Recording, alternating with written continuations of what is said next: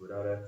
Today I'm here to deliver you a little bit of an assessment on what we're going to do to measure and monitor our new demand-driven, customer-focused supply chain strategy. Now, to do this, we're going to need to actually measure. And to measure this, we're going to need to use metrics and key performance indicators. Some of these will be planning. Now, that is such things as order lead time.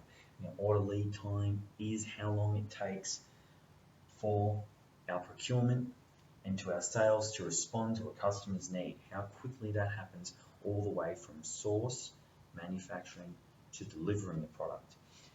Now, the customer's varied demands now with live exports, where you have different regulations in different nations on how cattle can be delivered to them.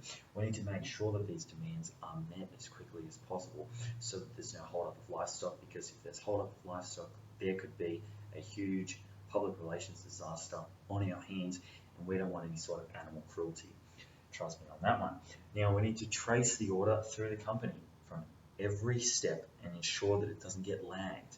If it does get lagged, we need to find out, why is it not getting processed as quickly as normal? What can we do to help? Now, with our partnerships, we need to be doing information sharing. We need to be more free. If we want to have a partnership with, say, a third-party logistics provider or a transport company to have a better deal, we need to be more free with our information. Now, along with that, we also need broadened cooperation throughout our extended supply chain, from our supplier all the way to one end to our customer's customer, our end user. We need to know what the whole process is. We need to know who's happy, who's unhappy, who's getting the idea, who isn't. So with production, of course, speed. How fast we're actually producing our waste paper, how quickly our cattle is actually getting to the ports.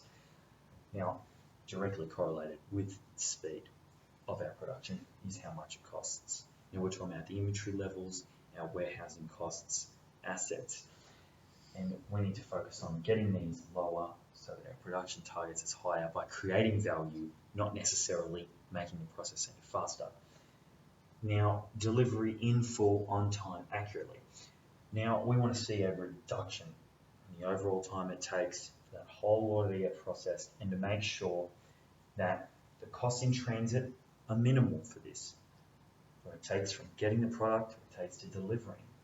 Now, we also make sure that the spread of the distribution cost is minimalized, because we could have lots of different costs from the supply point to getting it to our media warehouse and then putting it onto the final consumer, and make sure that those costs are limited.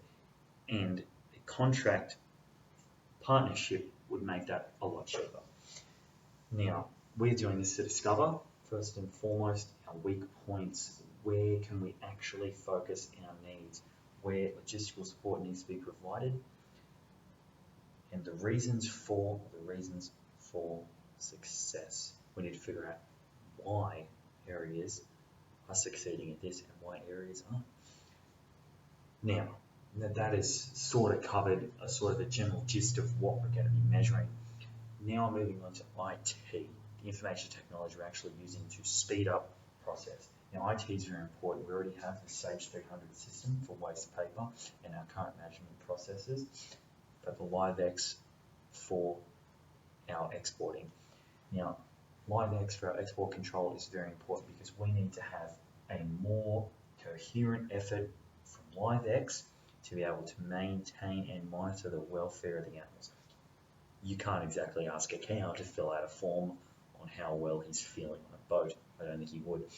But we can find out how well they're getting treated, the heat inside trucks and the heat inside the boats. We can make sure that they are having the best possible ride wherever they're going. Now, looking at different kinds of ERP programs, we need to look at compatibility. They need to be compatible. They need to be able to link with our partners' ERP. If they can't link with a partner's ERP, then becoming a partnership, a proper supply chain partnership, will be very difficult. Now, flexibility.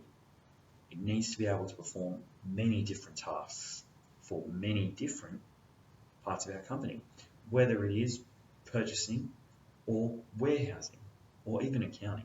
It needs to be flexible enough in its applications that it can work for everyone. Now, moving forwards, we need, whichever ERP we choose, we need them to meet our needs. Because if it doesn't meet our needs, then what is it exactly doing? And our needs is customer focus, and it needs to meet the needs of the customer. And if it doesn't keep the customer satisfied, then it will be no good. Now, keeping up with our transport network. Our transport network is huge.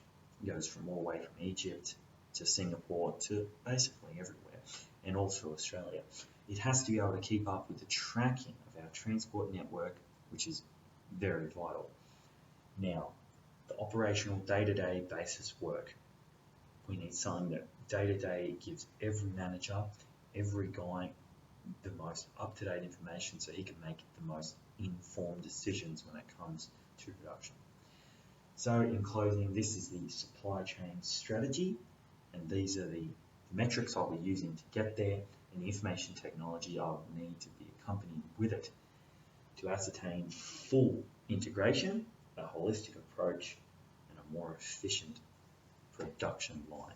So thank you very much, Mr. Widodo, for your time. Have a good day.